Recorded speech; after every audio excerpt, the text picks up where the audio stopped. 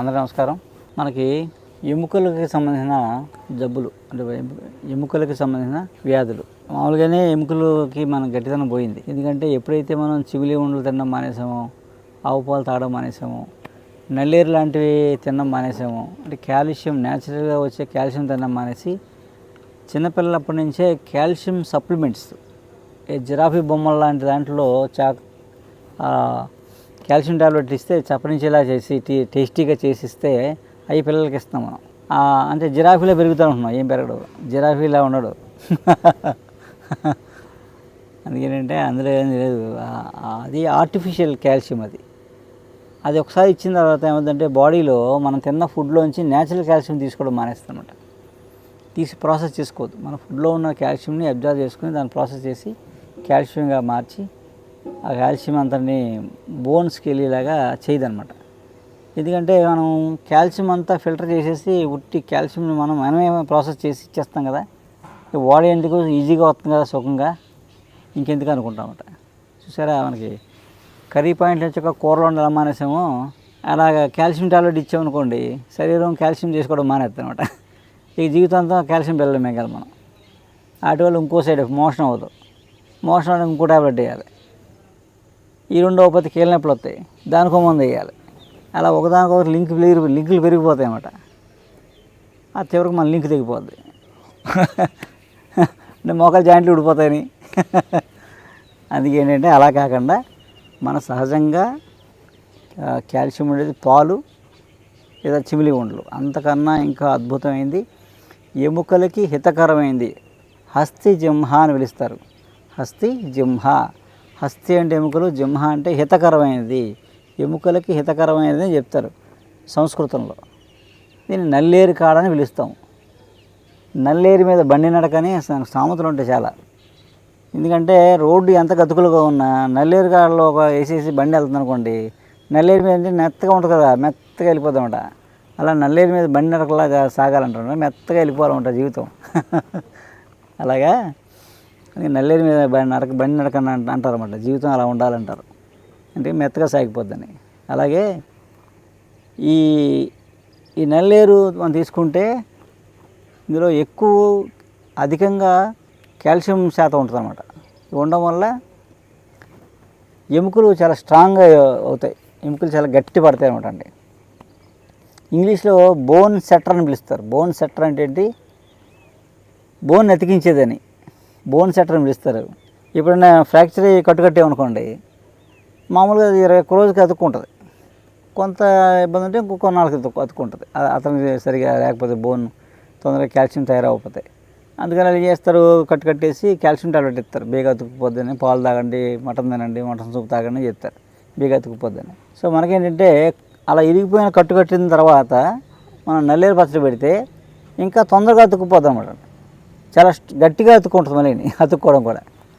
అలాగే ఎముకలు కూడా పిల్లలకి పెట్టామనుకోండి, నల్లేరు పచ్చడి చక్కగా లేత కాళ్ళు, ఇలాంటి లేత, అంటే ఇదంతా దురదేహత్తండి, చాలా జాగ్రత్త. ఎంత లేతగా ఉంటే అంత దురదేయదు, లేదా అంత దురదేహత్తం. అందుకని ఆ లేత కాళ్ళు 3 కనుపులు అంటాం. ఇది కంచి కనుపు, ఇది కనుపు, ఇది కనుపు. అంటే కనుపు అంటే ఇలా దీని కనుపు అంటాం కదా, అలా ఉంటుంది అన్నమాట. మన ఎముకలు కూడా అలాగే ఉంటాయి, చూసారా షేపు. అందుకేంటంటే ఆ లేత కనుపులు తీసుకుని ఆకులతో సహా మనం పచ్చడి చేసుకోవచ్చు. ఆ పచ్చడి ఎలా అంటే శుభ్రంగా లేత ఇలా కట్ చేసేసి చింతపండు నీళ్ళలో నానబెట్టి బాగా మగ్గబెట్టి పొయ్యి మీద ధనియాలు, ఉప్పు, కారం, పసుపు అన్నీ వేసి రుబ్బేసామనుకోండి, పచ్చడి అయిపోతుంది. లేదా మిక్సీ కొట్టేసామనుకోండి, మంచి పచ్చడి అయిపోద్ది. దాన్ని మళ్ళీ వెల్లుల్లిపాయలు అవి వేసి తాలింపు పెట్టి గోంగూర నిల్వ పచ్చడి చేస్తాం కదా, అలా పెట్టామనుకోండి, 1 సంవత్సరం పాటు నిల్వ ఉంటుంది. 2 చాలా రుచిగా ఉంటుంది. పిల్లలైతే మరి ఎగబడి తింటారు అన్నమాట. పెట్టిన మంచి ఆకలి వేస్తుంది, బాగా తింటారు. ఏదైనా ఆకలి కూడా వేస్తుంది. ఈ పచ్చడి తినడం వల్ల ఎముకలు గట్టి పడతాయి. మనకి మధ్యలో కార్ట్లేజ్ అనే మెత్తటి బోన్ అరిగిపోతున్నాడు. కార్ట్లేజ్ అనే బోను మెత్తటి ఎముక, చెవు ఉంది కదా, ఇది మృదుల అస్థి అంటాం. కార్ట్లేజ్ బోన్ అంటే కార్ట్లేజ్ టిష్యూ ఉంటుంది. ఇది కాల్షియం, ఇది కూడా తయారవుద్ది అన్నమాట. తయారయ్యి ఎముకల మధ్యలో ఉండే కార్ట్లేజ్ బోన్ కూడా దెబ్బ తినకుండా ఉంటుంది. ఎక్కువ కాలం మనం మోకాలు నొప్పులు రాకుండా ఉంటాయి. ఈ కీలు మార్చుకోక్కర్లేదు, కొత్త పాటలు వేసుకోక్కర్లేదు, కొత్త సామాన్లు వేసుకోక్కర్లేదు. అలాగే 2 మంచి జీర్ణశక్తి పెరుగుతుంది. పిల్లలకి ఇస్తే బాగా ఎదుగుతారు. ఇప్పుడు అందరి పిల్లలకి ఏంటంటే మంచి పొడుగు కావాలని కోరుకుంటుంది అనమాట. పిల్లలప్పుడే మనం చేస్తే ఇలాంటివి పెడితే ఎదుగుతారు. ఇప్పుడు కొంచెం వయసు వచ్చాక అయ్యేస్తానంటే ఏమీ పని అవ్వదు. ఎదగాలంటే పిల్లలు బాగా పొడుగు కావాలంటే నల్లేరు పెడుతూ ఈత కొట్టిస్తే అద్భుతంగా పెరుగుతారు. పేరెంట్స్ పొట్టోళ్ళు అయినా సరే పిల్లలు పొడుగ్గా అవుతారు.